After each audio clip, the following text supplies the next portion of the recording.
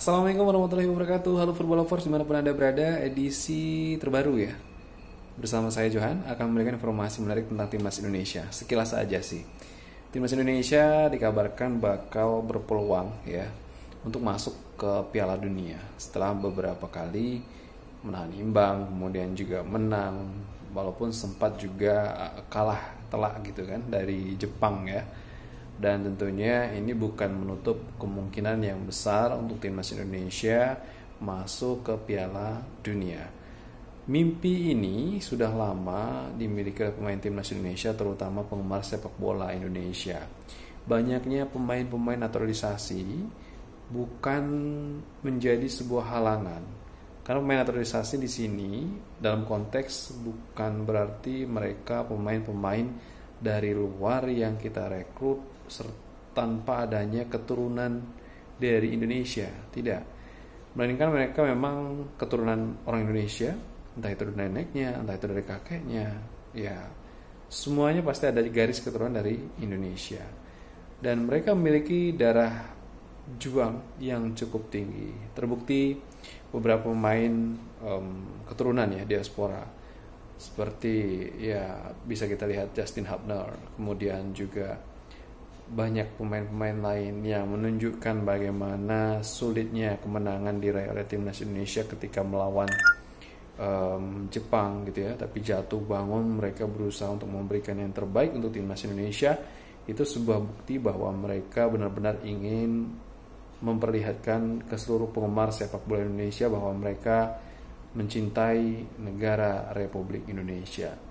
Dan yang terbaru ini kabar-kabarnya ya, timnas Indonesia memang akan memaksimalkan tim yang sudah ada ketika melawan China nantinya di bulan Juni ya. Tentu menjadi harapan besar bagi seluruh rakyat Indonesia, terutama penggemar sepak bola, atas kemenangan yang diraih dari sebelum-sebelumnya, menjadi mental yang sudah terbentuk di bawah naungan dari sosok pelatih baru yang memang ya hitungan bulan lah yang memegang timnas Indonesia. Siapa dia? Yaitu Patrick Kluivert.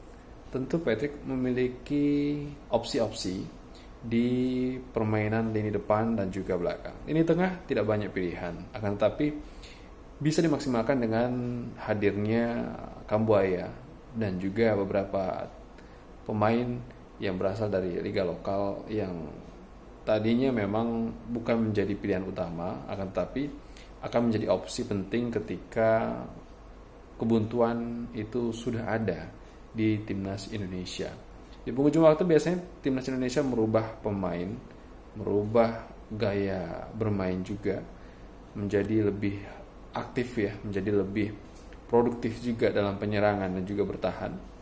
Dan ini sebuah trik khusus dari Patrick Kluivert bersama tim kepelatihan timnas Indonesia untuk meracik timnas Indonesia agar lebih maksimal dalam bertanding melawan China. Dan tentunya melawan Jepang memang bukan menjadi sebuah harapan besar untuk kita, akan tetapi tidak akan ada salahnya jika kita membantu mendoakan ada kejutan, ada keajaiban bahwasanya timnas Indonesia mampu mengalahkan timnas Jepang.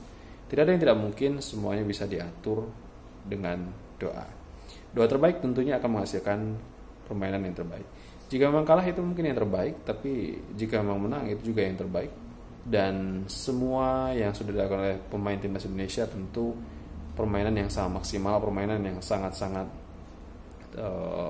baik gitu ya, untuk dipertunjukkan, untuk dipertontonkan oleh semua penggemar timnas Indonesia.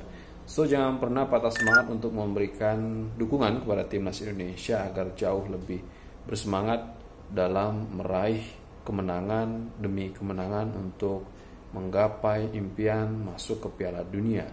Dan yang harus kita garis bawahi adalah ketika timnas Indonesia mendapatkan kekalahan, jangan sampai kita menyalahkan dari beberapa pihak gitu ya. Ada yang menyalahkan coach ini, coach itu gitu ya.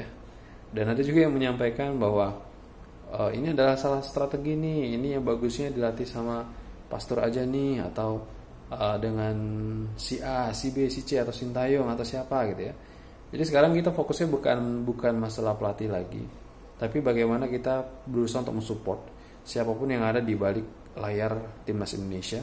Tentu kita harus support gitu kan. Kalau memang kalah ya berarti memang itu sudah garisnya seperti itu. Kalau memang menang ya itu memang usaha yang sudah diberlakukan oleh seluruh pemain timnas Indonesia, baik itu secara tim maupun individu. Rizky Ridho yang sudah terus berkembang baik gitu ya, di timnya juga sudah sangat-sangat berkembang, permainannya sudah sangat maksimal begitu ya, dan ditunjukkan di timnas Indonesia juga sangat produktif bersama Jaides. Kemudian juga ada ya di lini belakang banyak sekali ya pemain-pemain kita yang sudah sangat-sangat produktif di timnya gitu ya.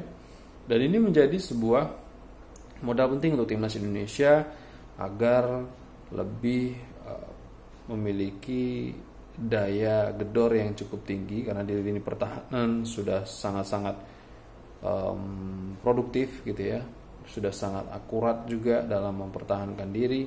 Akan tetapi lagi-lagi tak terlepas dari sosok seorang pelatih yang harus benar-benar menggembleng para pemainnya untuk mendapatkan hasil terbaik untuk timnas Indonesia di pertandingan-pertandingan selanjutnya.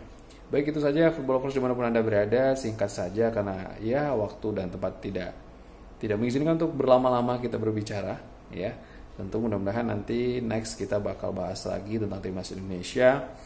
Mohon maaf jika